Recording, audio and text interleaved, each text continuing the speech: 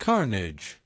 An arena of madness, a fight for survival. The sun blazed high above the Imperial Colosseum, casting long shadows over the ancient stone and golden statues that loomed like forgotten gods. Trumpets blared. The crowd roared. Today was not a day of justice or politics. It was a day of blood. The emperor stood atop his throne, draped in a robe of crimson and gold, eyes gleaming with sadistic anticipation. This was no ordinary spectacle. It had never happened before in the history of Rome. Not lions, not tigers, not even elephants. Today, they were unleashing something else. From the south gate, the gladiators marched in, a dozen in number, their armor gleaming, their weapons forged in sacred fire. These were no slaves. These were the elite, champions of war, masters of death. Their leader, Titus Varro, held his spiked trident with cold serenity, eyes scanning the arena like a hawk.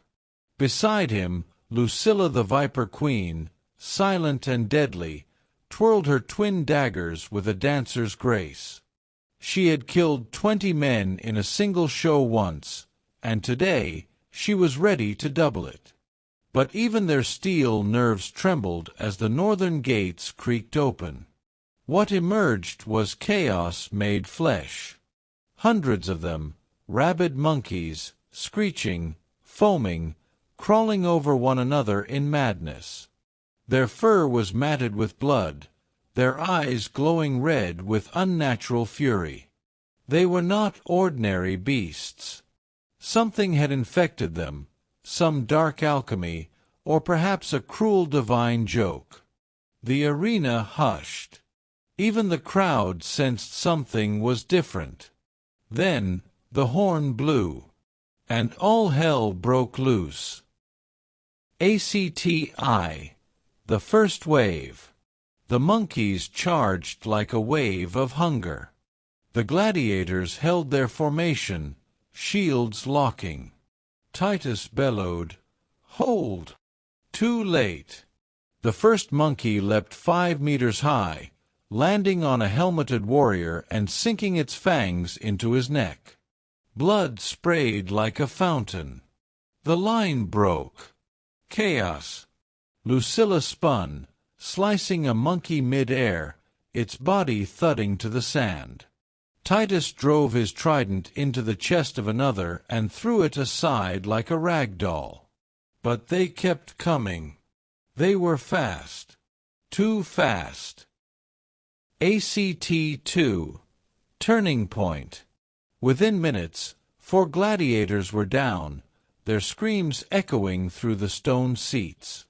The remaining fighters fell into smaller clusters, fighting for their lives.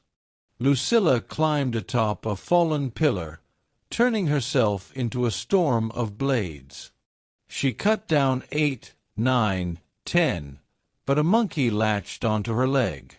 She kicked it off and flung a dagger into its skull. Titus rallied 2 others and pushed toward the center, trying to regain control. "Back to back," he yelled. But even his voice couldn't drown out the monstrous screeching. Above them, the Emperor watched silently. No smile. No command. This was beyond his power now.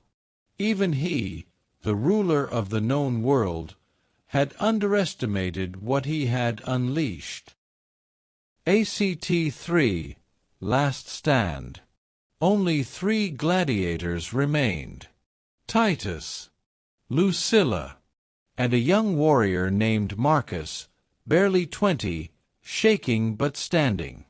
They were cornered against the arena wall, bloodied, surrounded. Titus turned to them. "This isn't about survival anymore. This is about honor." Lucilla smirked, blood dripping from her mouth. "Let's give them a show they'll never forget." And they did. The final clash was a thing of legend. Bodies flew. Blood drenched the sand. Every strike was a defiance of fate. Every breath was rebellion. Marcus fell first, ripped apart, but not before taking 5 beasts with him. Lucilla died standing, her last breath hissing through a grin as she slit the throat of the alpha monkey before they overwhelmed her. Titus, the last, stood atop a mound of corpses, breathing hard, trident broken, bleeding from a dozen wounds. The monkeys encircled him, cautious now, respectful, even. He raised his fist. Rome endures.